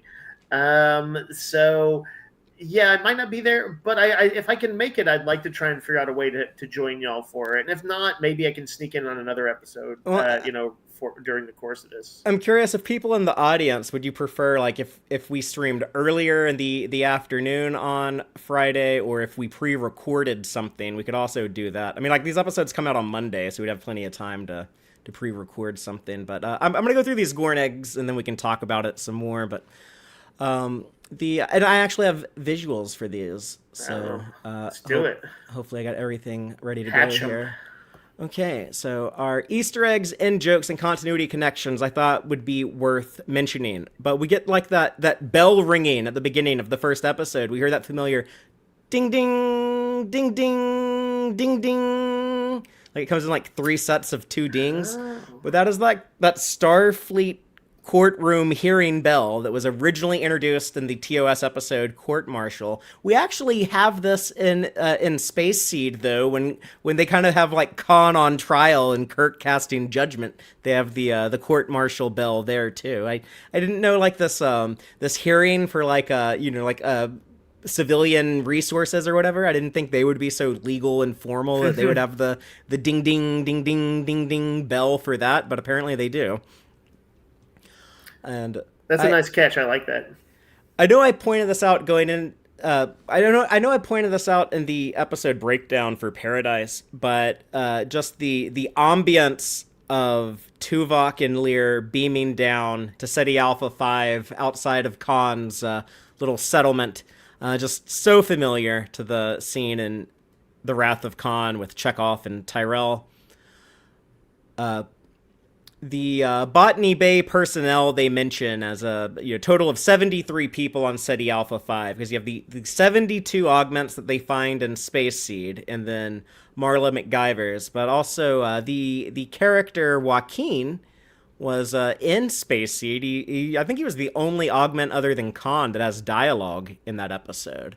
And we now know that Joaquin from Space Seed is the father of Joachim, from Joachim. I'll get it right. It goes Joachim. Joachim. Yeah. But the right-hand man of Khan in The Wrath of Khan, who had the human mother, we now know Talia. So I guess that's where he got his blonde hair from. But yeah, I get the impression that he had a Latino dad, and then like his mom was like, I don't know, like Slavic or Germanic or whatever, and basically gave him the Slavic or Germanic version of his dad's name. Yeah, that sounds right. In that image from Space Seed that you had on the screen for people watching, there's a kind of a beefy looking dude who kind of looked like he was doing a meditative thing with his hands together, like almost as if in prayer. But he looked kind of big, and I was like, oh, could that you say that guy is Ivan? Yeah, Maybe. Yeah. Just a possibility. I like it. He looks like a Russian brute. Yeah, a little bit. These ladies could be Mago and Ursula. Yeah, Madame. yeah, Mado, that's her name. Yep. I know there's no chance, of course, that any of this was originally like planned, but that is No. kind of fun to look and see. The next up, the frozen augment embryos. This isn't the first time we've seen some of those augment embryos turn up in Star Trek. One of the mini Soongs, Eric Soong, one of Data's ancestors, was playing around with the augment embryos from Cold Station 12 in the Star Trek Enterprise episode Cold Station 12. And then, speaking of medical stuff, the medicines that were named in Paradise, Sterilite, Dermaline, and Stenofil, those are all real Star Trek medicines that have been named on screen before. That's cool. And there's some talk about, Khan took many human lovers on Earth and spread his bloodline all over the place, and that while it might be diluted, there's always going to be some Noonien Sings running around. This, of course, explains Star Trek Strange New Worlds character La'an Noonien Sing. And then the Ceti Alpha. Weird. Oh, sorry. I think it's weird that she has his last name, but continue. Yeah, that'd be like if someone was like going around saying, hi, my name is Elizabeth Hitler or something like that. But maybe there's been enough time that's passed that it kind of fell out of the public imagination a bit. Yeah. And then, of course, the mentioning stepping on a bug with a hard shell, and then eventually, it crawls up someone's leg and has these monstrous little larvae things. The Ceti Eel from The Wrath of Khan. And Marla McGivers talks about being so isolated on the Enterprise and so closed off from the rest of the crew that she thinks Captain Kirk didn't even know her name before the events of Space Seed. And this is actually correct. When Kirk goes to the transporter room to beam over to the Botany Bay when they discover it. He asks for that historian on the ship. What's her name? McGivers. And then someone has to point out to him it's McGivers. So she was correct. He did not know her name. Mm-hmm. And that's all the Gorn eggs I got. But thanks everyone for watching this live. It was a lot of fun to talk about something that I think all three of us enjoyed quite a bit. So looking forward to episode 3 next week. And I love seeing everybody in the audience again. Great to see all of y'all, Jill and everybody else. And thanks for the advanced birthday wishes too. I appreciate it. Yeah. What do people want us to do? Or Dave, what would be do you have any idea what you think would work for you? But should we shoot for something in the afternoon next week? Or pre-record? That might be good. I think I'd have to kind of look at my schedule to check a few things. I know at least there are a few nights where I'm kind of tied up, but we'll keep y'all posted. I bet we can figure something out. So if you're not in the Tex-Trek Discord server, be sure to join wherever you're watching or listening to this. There should be a link, and we will keep you informed there. Or just follow at Tex-Trek on socials. We'll let y'all know. But looking forward to continuing this journey. Looking forward to more Ceti Alpha V drama with episode 3 next week. And just a reminder, these come out on Mondays, so people you can listen on Monday, and then I know I'm going to be probably late Sunday night when I'm done editing this. The last thing I'll do before I go to bed is listen to episode 3, because I'll be up so late Sunday that it'll be out. But it's a nice reward for hard work. It is. I like having a deferred gratification. It's good motivation. But until next time, as always, live long and prosper, y'all.